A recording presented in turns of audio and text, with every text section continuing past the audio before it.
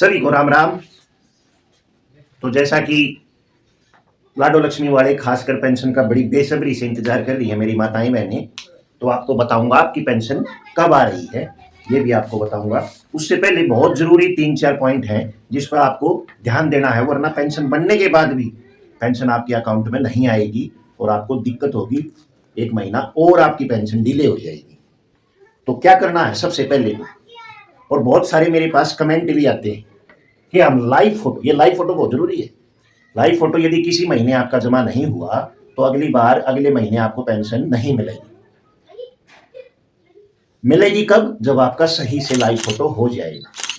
तो कई बार मेरे पास जो कंफ्यूजन है ना मेरी माताओं बहनों के दिमाग में, वो ये है कि लाइव फोटो 1 से 15 के बीच में करें, 1 से 15 तारीख के बीच में, या फिर 15 से 30 तारीख के बीच में करें। ये कंफ्यूजन बहुत है, बहुत ज्यादा कंफ्यूजन है, क्योंकि गवर्नमेंट ने बोला 15 से 30 तारीख के बीच में आप लाइव फोटो कर दो। सरकार ने बोला लाइव फोटो आप 15 से 30 तारीख के बीच में कर, लेकिन सब लोग तकरीबन कर भी देते हैं। लेकिन फिर 1 तारीख को बहुत सी मेरी माताओं बहनों के पास मैसेज आ जाता है कि आप अपना लाइव फोटो जमा करें रेगुलर पेंशन लेने के लिए, लगातार पेंशन जारी लेने के लिए, लगातार पेंशन नियमित रूप से लेने के लिए आप अपना लाइव फोटो कर दें। किसी के पास 1 तारीख को आ जाता है, किसी के पास 2 तारीख को। तो इसका सबसे बढ़िया सॉल्यूशन मैं आपको बताऊंगा जिसमें आपको दिक्कत ही नहीं आएगी। सरकार कहती है आप महीने में 1 बार लाइव फोटो करें। मेरे कहने से इसमें आपको कोई नुकसान नहीं। मेरे कहने से आपको क्या करना है, आप महीने में 2 बार लाइव फोटो करें। 1 बार करें आप 1 से 15 के बीच में, 1 बार, और 1 बार करें आप 15 से 30 के बीच में, दूसरी बार। यदि आप इस तरीके से चलेंगे तो आपको कोई भी समस्या नहीं आएगी, क्योंकि लाइव फोटो आप कितनी बार भी कर सकते हैं, इससे कोई नुकसान नहीं है। बस लाइव फोटो होना चाहिए अच्छी तरीके से, पीछे सफेद चादर होनी चाहिए या प्लेन दीवार होनी चाहिए, कोई कपड़ा वगैरह नहीं टंगा, और आपका फोटो बिल्कुल सही तरीके से प्रॉपर होना चाहिए। अब जो दूसरी बात है वो क्या है कि जैसे कंप्लीट वालों को बताया था कंप्लेंट लगाना, कंप्लेंट कैसे लगानी है, तो उसमें एड्रेस डालते वक्त ज्यादा शब्द हो जाते हैं जिस वजह से उनकी कंप्लेंट नहीं लगती। तो उन्हें क्या करना है, जो पते वाला आपका ऑप्शन है, एड्रेस वाला जो ऑप्शन है, उसमें केवल आप गांव का नाम लिखें, जो भी आपके गांव का नाम है वो आप गांव का नाम लिख दें, ज्यादा कुछ मत लिखें, गांव का नाम डाल दें, क्योंकि उन्होंने आपके पास कोई चिट्ठी नहीं डालनी कि आपके एड्रेस पे चिट्ठी पहुंचानी, बस आप गांव का नाम लिख दें, ज्यादा डिजिट भी नहीं बढ़ेंगे और आपका कंप्लेंट जो है वो लग जाएगी। फिर तीसरी बात जो बहुत जरूरी है, ये बहुत से मामलों में है, आप ध्यान देंगे इस पर, बहुत से मामलों में ये दिक्कत आई हुई है, सब में तो नहीं आई है लेकिन 90% मामलों में ये दिक्कत आई है, 90% ये दिक्कत आई है। वो क्या आई है कि एक कस्टमर मेरे पास आई, उनकी डीबीटी लिंक करनी थी, तो मैंने ऑनलाइन तरीके से उनकी डीबीटी लिंक की, तो वो बार बार रिजेक्ट हो रही थी, डीबीटी लिंक हो ही नहीं रही थी, बार बार रिजेक्ट हो जाती थी, जबकि उनका सब कुछ ठीक था। उनका अकाउंट था पीएनबी में, पंजाब नेशनल बैंक में। फिर वो मैंने उनको बोला कि आप बैंक में जाके डीबीटी लिंक कराएं वरना आपकी पेंशन नहीं आएगी। तो वो जब बैंक में गए तो वहां पता चला डीबीटी लिंक ना होने का कारण क्या था, जबकि उनका आधार कार्ड भी ठीक था, सब कुछ प्रॉपर था, केवाईसी भी हो रखी थी, लेकिन डीबीटी लिंक ना होने का जो कारण था वो था नाम। जैसे उनका आधार कार्ड में नाम था शीला और वाइफ ऑफ चंदन,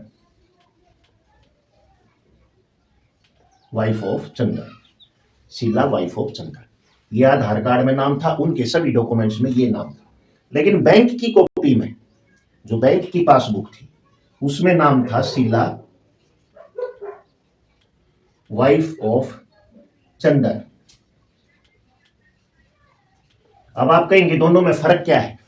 फर्क कुछ नहीं है, डिजिट भी सेम है, लेकिन गलती क्या हो रखी थी, जो प्रिंट आउट था, जो उसमें जो प्रिंट निकला हुआ था, जो पासबुक पे जो प्रिंट था, वो शीला वाइफ ऑफ के बाद यहां स्पेस नहीं था, ये बीच में स्पेस खत्म था। तो जैसे ही इसको ठीक कराया गया, नाम को बैंक वालों ने जैसे ही इसको ठीक किया और यहां पे स्पेस आ गया, जैसे ही यहां स्पेस आ गया शीला वाइफ ऑफ चंदन, ऐसे स्पेस आ गया, स्पेस आते ही इनका डीबीटी लिंक हो गया। फिर उन्होंने मुझे आके बताया कि ये दिक्कत थी। तो मैं आपको बता दूं, कुछ मामलों में ये दिक्कत भी है।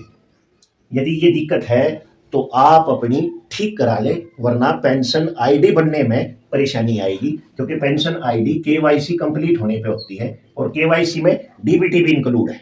डीबीटी भी लिंक होना चाहिए आपका। और एक जो मामला है सामने आया है वो क्या है कि आपकी जन्म तिथि जो है, जन्म तिथि वेरीफाई है फैमिली आईडी में। फैमिली आईडी में डीओबी आपकी वेरीफाई है, यस है, वेरीफाई है। लेकिन आपके आधार कार्ड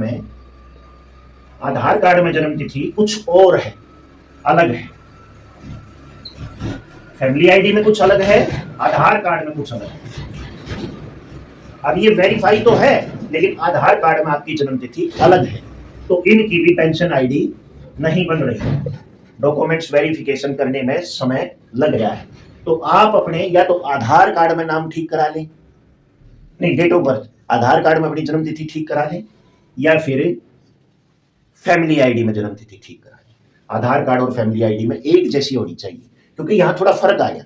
क्या फर्क आया कि मैंने आपको पहले जो आपको बताता रहता था वो ये बताता रहता था कि डीओबी वेरीफाई होनी चाहिए, तो डीओबी तो वेरीफाई था, लेकिन आधार कार्ड में और फैमिली आईडी में डीओबी अलग अलग था। इस वजह से बहुत से फार्म सबमिट पे भी रुके हुए हैं, सबमिट पे भी रुके हुए हैं और कंप्लीट पे भी रुके हुए हैं। ये दोनों के मामले में है, सिर्फ एक के में नहीं है, दोनों के में। इस वजह से सबमिट वालों का भी सॉल्यूशन है यदि आप करेंगे तो, और कंप्लीट वालों का भी। ये आप अपना काम ठीक करा दें, ये बहुत जरूरी है। यहां तक क्लियर हो गया आपका? अब आपकी जो बात आई कि पेंशन कब आएगी, जिनकी पेंशन आईडी दिसंबर की 31 तारीख तक भी बन गई है, उनकी पेंशन आईडी जरूर आएगी, और उनकी पेंशन जरूर आएगी जिनकी 31 तारीख तक भी पेंशन आईडी बन गई।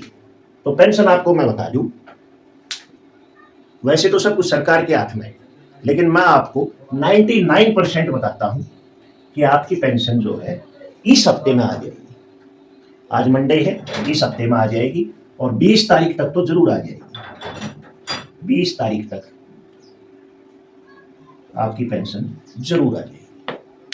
तो निश्चिंत रहें, चिंता ना करें। जिनकी नई बनी है उनको थोड़ा सा टेंशन रहती है, पता नहीं आएगी नहीं आएगी, कैसे आएगी, क्या होता है, कितनी आएगी। तो 1100 रुपये आएगी और 20 तारीख तक आपकी पेंशन जरूर आ जाएगी। तो यही जानकारी आपको देनी थी। यदि कोई वीडियो में कमी रही, कोई गलती रही, तो उसके लिए हाथ जोड़ के आपसे फिर से माफी मांगता हूं। और सभी को राम राम, जय हिंद, जय भारत, जय हरियाणा।